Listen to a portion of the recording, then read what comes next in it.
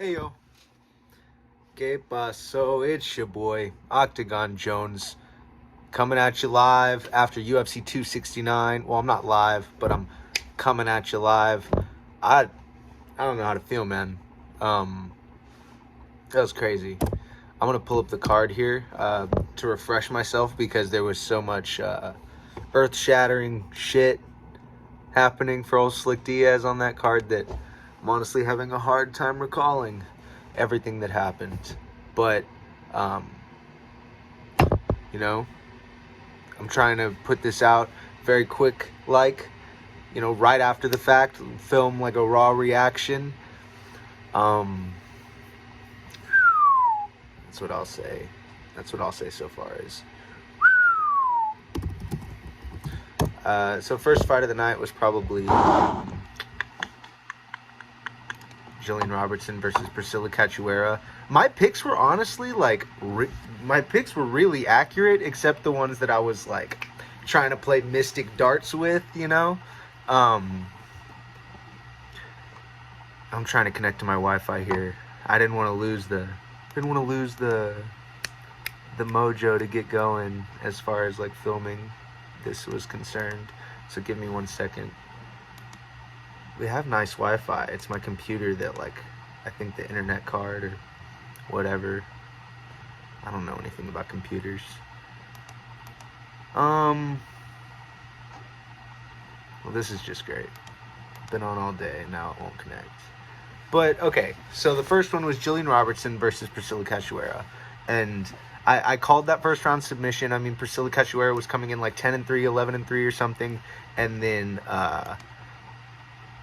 and her losses were like to, she's fought good girls and she had like a decent record, and Jillian Robertson had, she was like 9-5 or something, like something that was a little less aesthetically pleasing on the record book.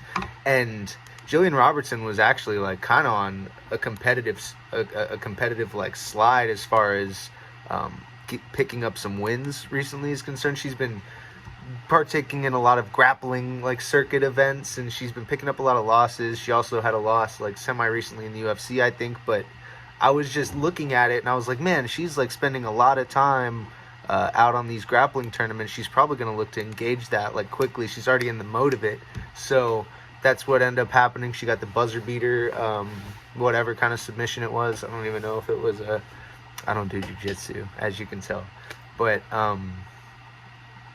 then we had Randy Costa versus Tony Kelly. And I was pretty sure Randy Costa was going to show that guy some stuff that he hadn't seen, because Randy's really fast and he's really tricky, but he was trying to come in with a kind of a different mindset this fight. And I don't know if it hurt him or whatever, but Costa handled the fight well. And Tony Kelly came out and called Adrian Yanez out. He was like, I didn't watch the whole thing, but he said none of these guys got dogs like me, I'm telling you. And I don't know, Yanez is kind of a dog, so I wouldn't like to see it, because that's not the fight for Yanez. Like Yanez is on one, and like to fight the guy who just beat the guy you just beat doesn't make much sense at all. So I really wouldn't advise that. But he's talking a little shit. He's not talking much shit. He's just saying, I'm a dog. These guys, like, you got to say stuff like that, and he probably believes it. And he is a dog, like he's really grimy. He said, I'm a grimy boy from like Louisiana or whatever. And you got to take him at his word. That's true. That's facts. But Yanez came back with the, well, I'm from H-Town where we swang and we bang. So, that would be a fun one, but I'm not buying it, Tony Kelly. Good try, though. Good try. I'd appreciate you continuing doing stuff like that. People need to take more advantages of their mic opportunities, and he did a good job there. He gave us a lot today. Let's see, UFC 269. Man, so much happened, didn't it? Let's see.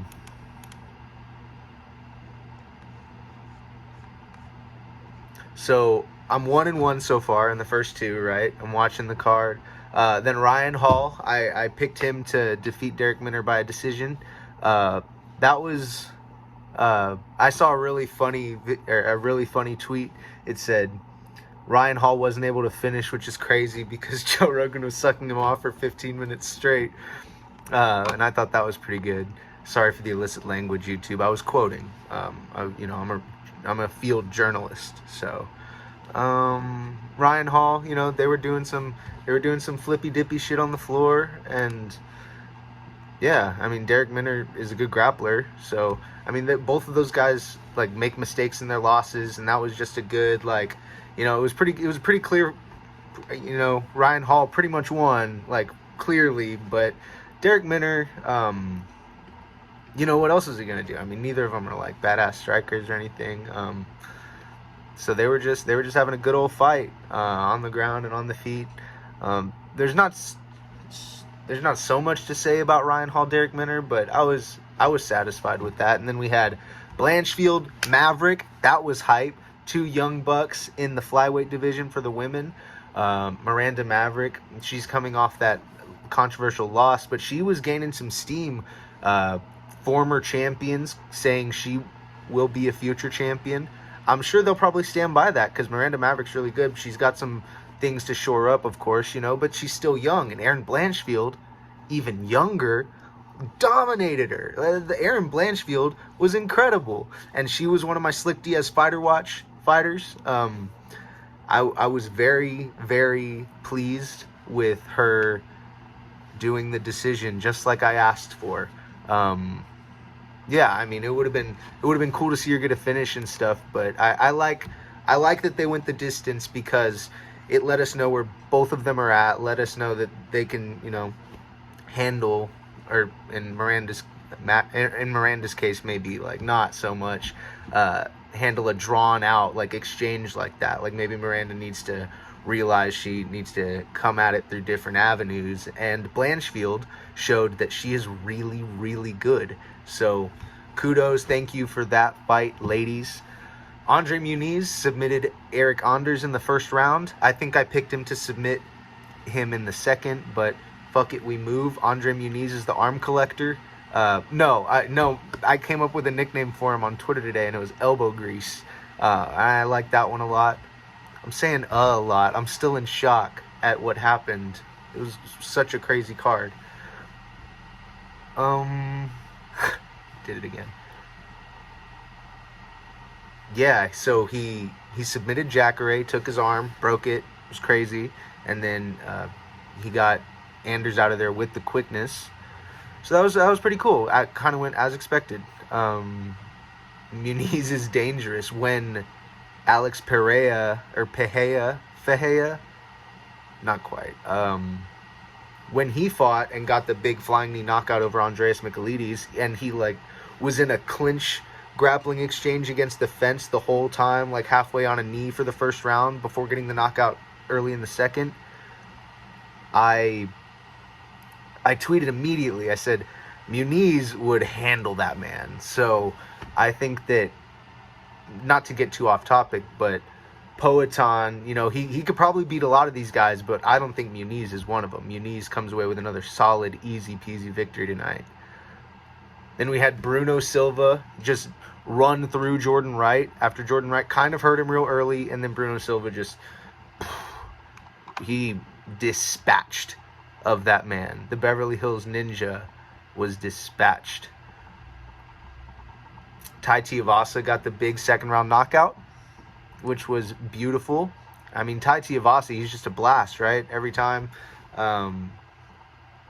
he fights, it's a show. It's an absolute show. That guy is a rock star, and I'm always thrilled to watch him fight. Dominic Cruz took the decision over Pedro Munoz. Was leaping for joy. Love Dominic Cruz with all my heart. He's been getting a lot of flack, but that's my boy. Josh Emmett, Dan Ige. I scored the fight for Dan Ige, but it was really close. What are you going to do? Josh Emmett come with the comeback unanimous decision, but the 30-27 was mad sketchy. Wasn't a robbery, though. It was a good close fight. Dan Ige will be back. Josh Emmett, we'll see what's next for him. Sugar Show. Sugar Show got it done in one. Put Raulian Paiva's lights out. He hurt him bad a few times really quickly. He poured it on, and it was done with. A joyous occasion for the Sugar State Athletic Commission. And that's that as far as Sean. I mean, I've been trying to tell y'all. I mean, he's good, but he's also, like, people hate his shtick. He's so fun, though. And then he backs it up like a motherfucker in the octagon. We'll see with the higher level and stuff, but I don't see why people can't just enjoy a fun thing, regardless. And then, like, I don't know. I'm always Team O'Malley, but if he fights Yanez, that's where lines may be drawn. I don't want to go there. I don't want anything to happen in that realm for the foreseeable future. But we'll see. We'll see what happens. There's a few. I miss Sean's post-fight speech for some reason, and then I didn't even realize that it was Garbrandt versus KaraFrance up next. And boy, howdy, KaraFrance delivering a career-defining performance, I'll say. KaraFrance, don't blink.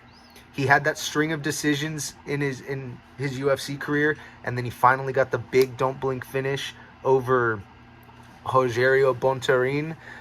But I just knew he was gonna go on. He's gonna go on a little KO streak. He's gonna redeem his don't blink KO nickname, and then he gets booked with Garbrandt, and I'm like, damn, that is a crazy fight. And Garbrandt looked giant in there against KaraFrance. He looked absolutely massive. But once Kai figured out that he could get in on him, and he realized that he did have the speed advantage and he had that reach on him still, it was quick. Like, once the switch flipped, it was ugly. I thought Cody was going to attain a modicum of success at flyweight. I thought he was going to do a pretty good job, but as soon as it got booked, I was like, they're doing Cody dirty, giving him KaraFrance in his flyweight debut. That is crazy to me. And whoever booked that fight should be, I don't know. Y'all tell me in the comments, I guess. But yeah, KaraFrance came up big, and Cody Garbrandt, what a fall from grace. I mean, as of right now, I mean, what do you do with him? He's on a 2-fight losing streak, but his losses in the last bit have been particularly brutal. So it's just the way he goes out on his shield, the look on his face. It's tough to watch Garbrandt get knocked out, man. I'm a fan of his potential and how he can compete and stuff like that, and his energy, but I wouldn't call myself a Garbrandt fan, and I'm a huge Kai fan, so I was very, very happy. But I thought it was going to be like a fight of the night scenario, and then in the third round, I thought KaraFrance was going to like catch him and bait him and then put him out. But it's a tough sport that we watch, y'all. So Cody Garbrandt, I think he could maybe come back at 25 again, but I don't even think it was necessarily the weight cut, but I don't know jack shit about that kind of stuff, so take that with a grain of salt, as you should take everything I say ever. We'll get into that. But yeah, KaraFrance, I mean, that's a title shot. That's a title shot, and Cody Garbrandt definitely has to go think about some things. Jeff Neal takes the decision over Santiago Ponzinibbio. Yeah, I mean, the action was kind of like, I don't know. Jeff Neal definitely turned it on in the third round, but the fight was fun. It was just, it's pale in comparison to the other kind of stuff that we saw tonight. I mean, we saw vintage Dominic Cruz. We saw Bruno Silva catch a body. Aaron Blanchfield, the young prospect, like, you know. And then we got the Sugar Show, of course. And then don't blink, Kara. But then Jeff Neal and Santiago Ponzinibbio was kind of like a breather of a fight in the stake of like the the way the card was laid out. It just so happened that fight played out in like kind of a 15-minute like back and forth a little bit, and it was a good amount of time to be able to decompress for what we were about to experience. Juliana Pena, and I've got kind of a lot to say about this. Juliana Pena defeats Amanda Nunes in the second round by rear naked choke submission. Amanda Nunes, she's the GOAT, and they're obviously going to run it back, but what an upset. And it was in the water. It was really in the water. With Pena's confidence, the way that everybody was like, oh, she's 1-2 in her last 3 or whatever, she's her recent run. Like people gave the universe every single reason to make that happen. I saw somebody say that as a community, we owe Juliana Pena an apology, and I agree. My take on it was, I said that Pena would have the tools and the abilities to give her a hard time. I don't think it was Pena's world-class striking that got that done. It wasn't. It was the mindset. It was the grit. It was the attitude, what she was thinking about, who she promised she was going to be the whole time. And it was prophetic. It was really prophetic what she did to Amanda Nunes. She had her hurt on the feet, and then that's not how it happened. In the first round, it was, I don't even remember how or like who I scored it for, but at the end, oh no, I scored it for Nunes because she got like 2 knockdowns. She got like a leg kick, all crazy, and then a jab maybe. But then at the end of the round, Juliana Pena caught like an arm or something real quick, and then that's how it ended. And then in the second round, she said a little something to her corner. Then she came out and just started putting it on her. And Amanda Nunes was tired. And she said, this is exactly what I said I was going to do. And then she went out and continued to do it. And she accomplished it through sheer belief, through willpower. Like I'm not going to sit up here and say that I was a righteous Juliana Pena fan, like from the get. I picked Amanda Nunes by decision to win, and people said I was smoking crack because I gave Juliana Pena a chance. I didn't even pick her to win. I just gave her a chance because every fighter has a chance. This is a weird argument that I get into sometimes in the blogs, in the comment sections on social media, in like the MMA spheres, as far as like I have often been caught saying that this is a 50-50 sport, and people are like, no, it's not. It's just absolutely not. But at the simplest base, it is. People will say like, there's a reason there's underdogs and favorites, and like this person is never going to beat this person, so how can that be 50-50? But it's as simple as this. 2 people enter, 1 person leaves. That's basically the rules of this sport. How do you not give every underdog a little bit of a chance? I will never understand it, but, I was raised in the school of the underdog. What can I say? I just understand these things. It's an essence of life.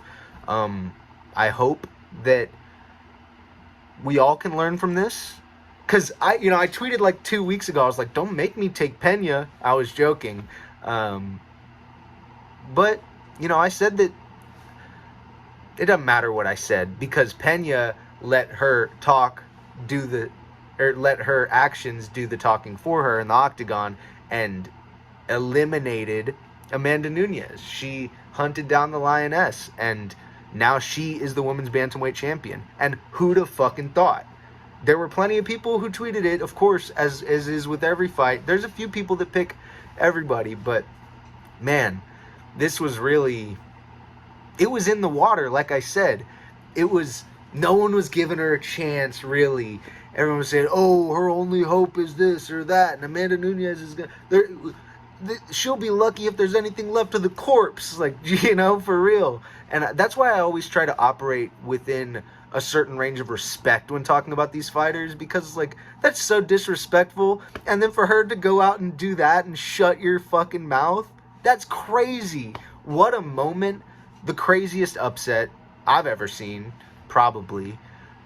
And yeah, absolutely wild. And I don't want to talk about Charles Oliveira versus Dustin Poirier because I feel like I might cry. So if you like this content, make sure to let me know, and I will start filming smaller little videos to start, building up my YouTube a little more. Let me know. Follow me, Octagon Jones on Instagram. Got 2 accounts. And then follow me on Twitter, Octagon Jones, if you are a YouTube patron exclusively. Not that anybody's paying me. All right, y'all be easy. Yeah, because I'm not talking about that shit. I wasn't going to talk about it, but then I realized earlier in the video, I said that we'll get into that. So here I am, even though I just said goodbye. Hello!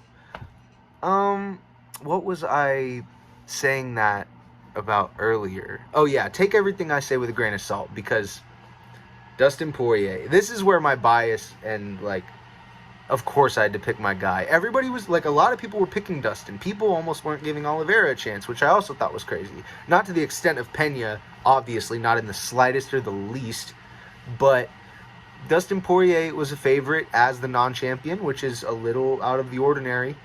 And that was... He hurt Charles Oliveira. Like, I gave him the first round. Dustin Poirier took the first round off Charles Oliveira. He hurt him bad a bunch of times.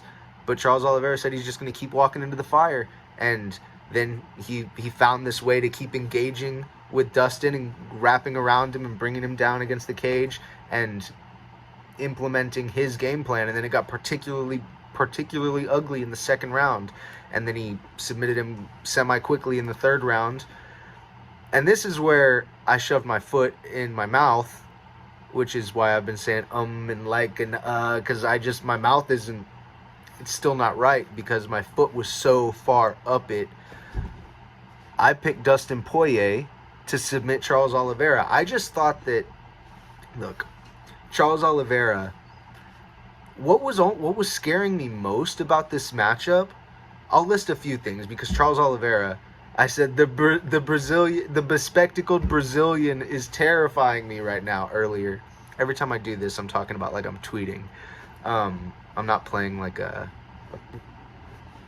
don't know. But what was I? Oh man, see my ADD ass. What was I talking about?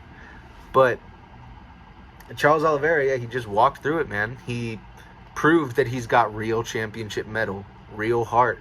He, like, if the previous performances didn't put the haters to rest, then I don't know what this guy has to do. He just submitted Dustin Poirier.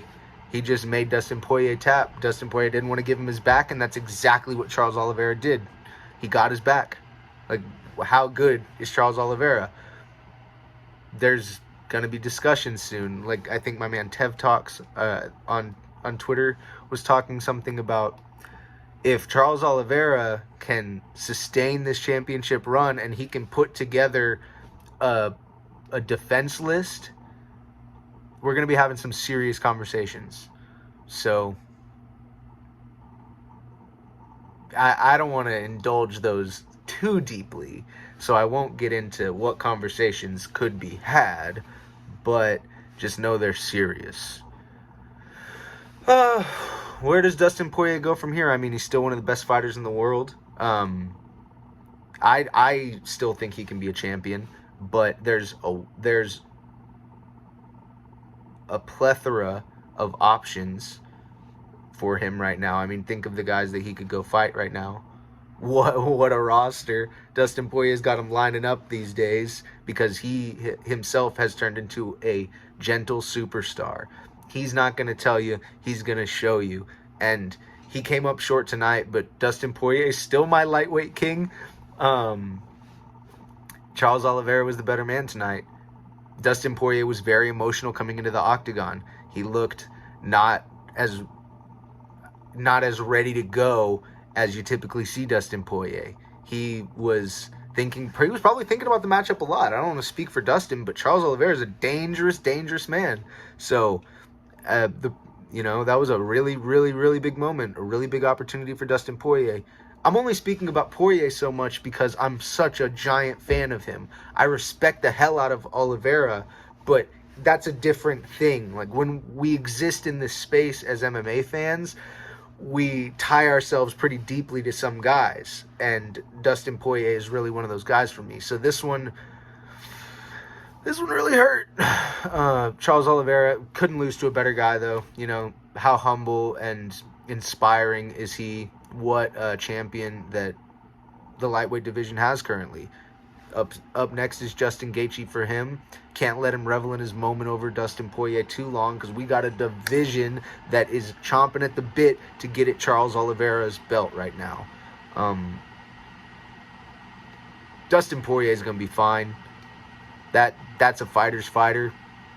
Never lost 2 in a row. Not going to start now. So the next guy Dustin Poirier fights, good luck.